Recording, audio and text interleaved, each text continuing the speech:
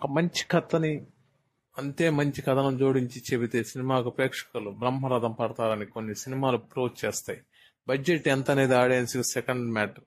Director చెప్పాలనుకున్న content ఏంటి అనేది ఫస్ట్ చాయిస్ గా ఉంటుంది.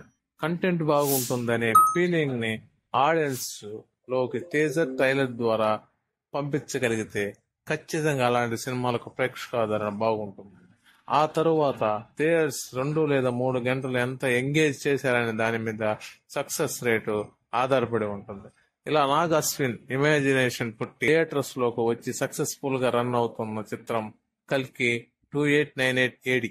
మన పురాణాలలో చెప్పబడిన శ్రీ మహావిష్ణువు 10వ అవతారం అయిన కల్కి పుట్టుక ఎలా ఉండొచ్చనే ఆలోచన నుంచి కల్కి పురాణం, భవిష్య పురాణం, భాగవతం, మహాభారతం కల్కి 2898 ఏడి చిత్రాన్ని కంప్లీట్ ఫిక్షన్ వరల్డ్ లో చెప్పే ప్రయత్నం చేశారు.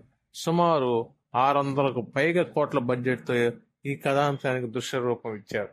ప్రభాస్, అమితాబ్ బచ్చన్, కమల్ హాసన్, దీపికా పదుకునే ఇలాంటి స్టార్స్ చరిత్రంగా ఈ సినిమా విపరీతమైన హైప్ క్రియేట్ అయింది.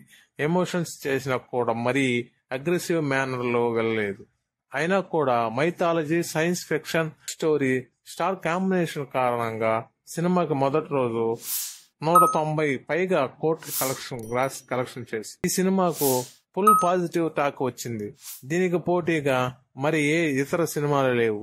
దీంతో ప్రేక్షకులు కల్కి మూవీ చూడడానికి విపరీతంగా ఆసక్తి చూపించారు. ఈ కారణంగానే వరల్డ్ వైడ్ గా 100 కోట్ల కలెక్షన్ కల్కి మూవీ అందుకుంది. 370 కోట్ల బిజినెస్ వాల్యూతో కల్కి మూవీ థియేటర్లోకి వచ్చింది. అయితే సినిమాల పట్ల ప్రేక్షకులు పెద్దగా ఆసక్తి చూపించని ఇలాంటి సమయంలో 370 కోట్లు అంటే చాలా పెద్ద నెంబర్ గానే కనిపించింది. కానీ రిలీజ్ తర్వాత ప్రేక్షకుల స్పందన చూసి బ్రేక్ ఈవెన్ చాలా చిన్నదైపోయింది. దీంతో 10 రోజుల్లోనే బ్రేక్ ఈవెన్ కలెక్షన్ ని కల్కి అందుకుంది.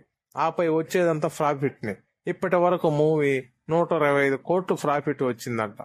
టాలీవుడ్ లో అత్యధిక ప్రాఫిట్ తీసుకొచ్చిన సినిమాల జాబితాలో కల్కి 2898 ఏడి 3వ స్థానంలో ఉంది. మొదటి స్థానంలో బాహుబలి 2, 2వ స్థానంలో హనుమాన్ ఉంది. ప్రస్తుతం థియేటర్లో చెప్పుకోదగ్గ సినిమాలు ఏమీ లేవు. ఇండియన్ 2 ఆడియన్స్ ను పెద్దగా మెప్పించలేదు. అందుకే స్టిల్ కల్కి మంచి కలెక్షన్ వస్తున్నాయని తెలుస్తుంది.